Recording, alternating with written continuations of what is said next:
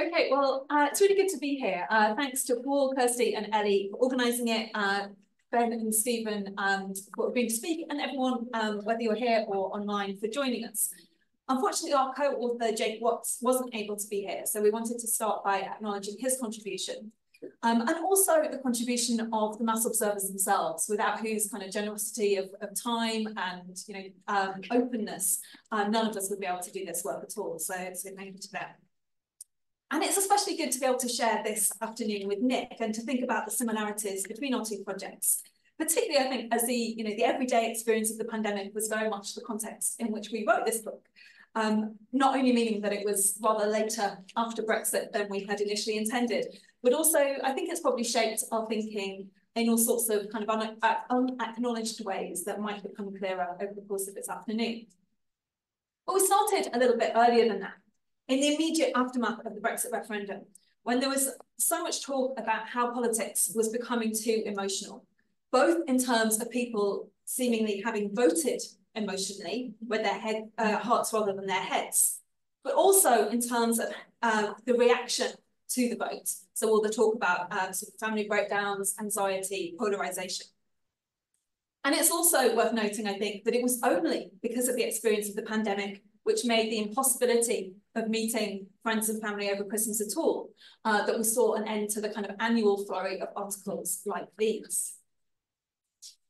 I think it's also really important to recognise that this wasn't just a conversation that was going on in the media. And as historians, we were really struck by the way that political scientists suddenly sort of started talking about emotions as something that needed to be kind of factored into understandings of voting decisions. And in ways in which like emotions need to be kind of measured or potentially kind of predicted. The idea that anxious voters were more likely to vote to remain, for example, or angry voters were more likely to vote to leave. So along with this kind of wider public discussion, there seemed to be at least kind of two different assumptions about feelings underpinning this. On the one hand, they're presented as being kind of damaging to political debate, even somewhat dangerous. But on the other hand, as something true or authentic, which has been kind of suppressed for too long and needed to be respected. And it seemed to us that these discussions were very much at odds with more recent historical work and emotions, which rather than treating emotions as something kind of located within individual biology or psychology, instead emphasizes the way that we experience emotions as being shaped by our particular social and cultural context. So one of the understandings which dominates our particular historical and political context is the very idea that reason and emotion are separate and indeed opposed to one another, and that we should separate our heads and our hearts. So we wanted to really know how these ideas were shaping or perhaps reflecting the way that people understood their own feelings and those of other people around them during the time of the referendum. So that's why when we turned to the Mass Observation Project, which put out 3 specific directives dealing with Brexit in 2016, 2017, and 2019. And from these, we gathered around 500 responses. And as you can see, the directives are asking people for their views, but also for their feelings in quite an interlinked way. The 2017 one in particular picks up on the kind of public debates on the kind of dangerous and potentially destabilizing nature of feelings, asking respondents if they'd noticed things like more prejudice, whether Brexit had impacted their personal relationships. So we should think of the directives themselves as being kind of part of this emotional climate that the mass observers are responding to it. I think it's also important to recognize that there's always been kind of questions around the representative nature of mass observation. Source base can't necessarily tell us what the population as a whole kind of felt or thought, but has this benefit of eliciting long form reflective responses. People tend to write relatively unguardedly and do far more than answer the questions that they are being asked. So we get this unique insight into the kind of stories that are circulating in wider society that shape individuals' worldviews. So in reading the accounts, we're interested not so much in what people were feeling, but in how they thought and felt about feeling, how they weighed, deployed, disavowed, and rejected it as a source of moral and political legitimacy. So we kind of, in the book itself, we focus on two sort of dominant media stories, the idea that voters were choosing between their heads and their hearts, but also this idea that Brexit had ushered in a period of excessive emotions into British politics. And I think reading through the responses, we were really kind of overwhelmed. What the kind of overwhelming impression for us was that these stories fundamentally shaped the way that respondents understood the feelings of other people around them, but that they, particularly the first story about heads and hearts, weren't particularly useful when it came to people describing their own personal feelings. And I think just to kind of note on the terminology, we kind of use deliberately the kind of nebulous term feelings to encapsulate this wider sense of emotions, intuitions, and moods, rather than just a kind of technical understanding of fixed and distinct emotions like love, anger, hatred, what have you. So I think just going to highlight a few of the kind of key headline findings from the book. The first thing, as I've already alluded to, is that despite the dominance in media narratives, people didn't really understand themselves to be choosing between their heads and their hearts. We found one person in the whole archive who kind of used that phrase, which is on the slide.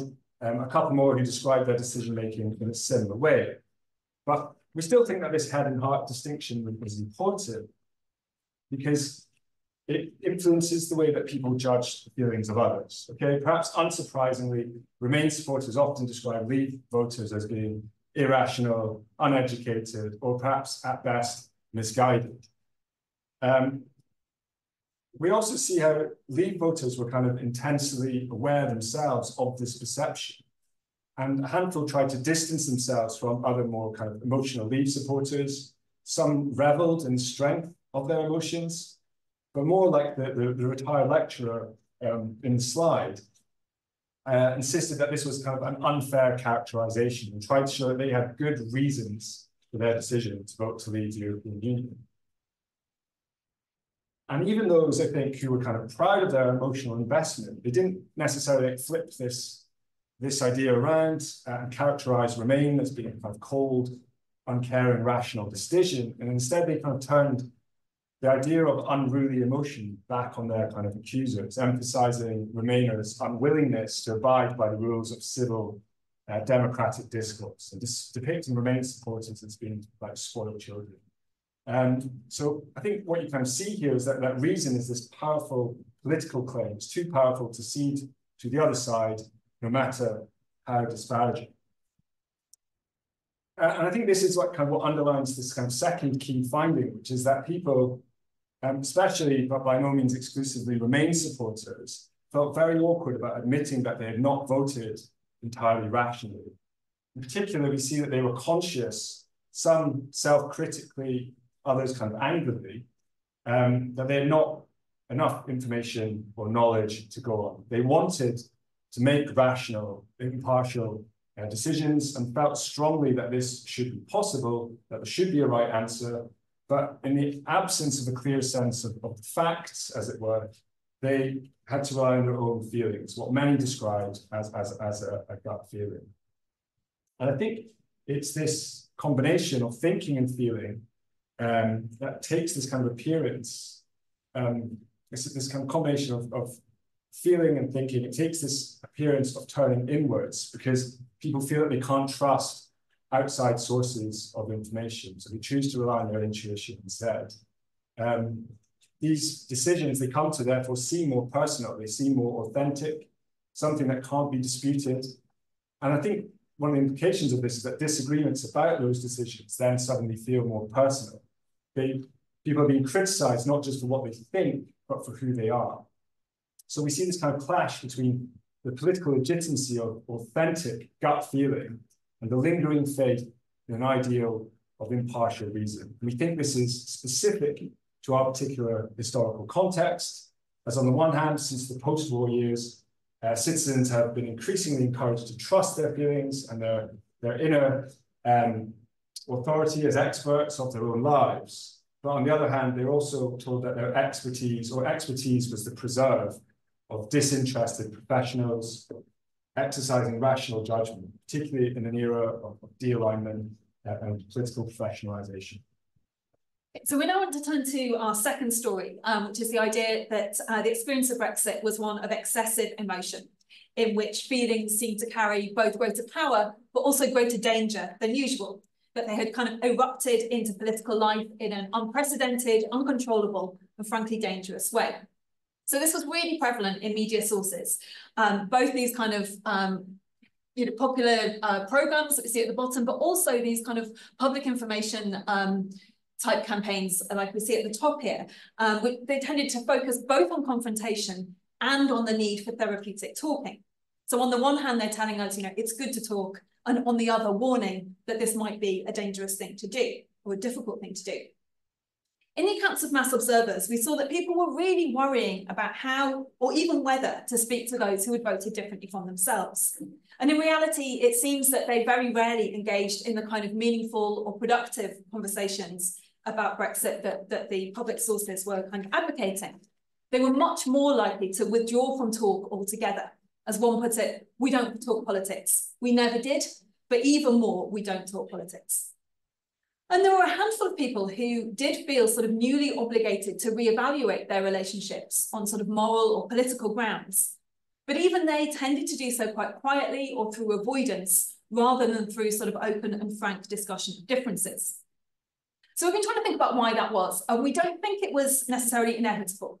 It seems that it's a reflection, well, of quite a few things, but the one I want to highlight is the sort of personalization of decision-making that Jonathan's just discussed. So once our votes are understood to be the expression of our kind of authentic inner selves, then there's little room left for debate. And also the stakes of trying to kind of explain or defend our position become too high.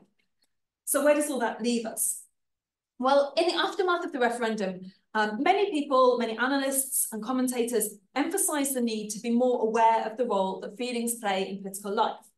So, for instance, the artist Grayson Perry addressed the Political Science Association's 2016 annual conference, saying, I think that if the one thing that all experts need to improve is their emotional literacy, because what the liberal academic elite has done is let us down, because they are not emotionally literate enough to understand what 52% of the electorate was thinking, or feeling, I should say, when they voted to leave.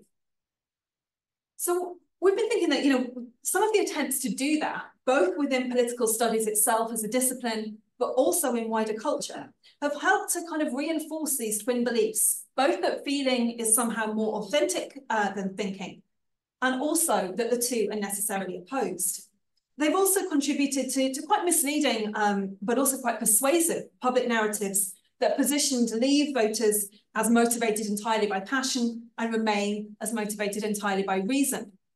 And these are stories that, as we've shown, then profoundly shaped people's understandings of themselves and those around them. We haven't had time to discuss it today, but the narrative about sort of left behind voters with legitimate concerns really clearly came out in our sources, particularly Remain voters trying to understand why people might have voted Leave. But as Grayson Perry's slip shows between thinking and feeling, this distinction is harder to maintain than we might like. And I think, one of the things we've tried to argue really is that in many ways, it's the politics of the attempt to maintain and to police this distinction between thinking and feeling that has proved so toxic. The problem is not that politics is emotional, but that against all the evidence of our lived experience, we expect it not to be. So in the book, we've tried to emphasize that an emotionally literate approach to politics also requires a politically and historically literate approach to emotions. The debates over Brexit highlighted a series of conflicting cultural ideas about how and whether feeling should be present in politics. They seem to simultaneously give legitimacy by demonstrating strength of commitment, but also to undermine it by showing a lack of adherence to the norms of rational debate. So we need to acknowledge that these stories have histories and also that they have political consequences. Whose feelings are respected, whose are used as a reason to dismiss their interests and their arguments, is itself a reflection of power relations. And we think this is probably something that also fed through into the experience of the pandemic, and we will pass over to Nick and leave it there. Thank you. Thank you.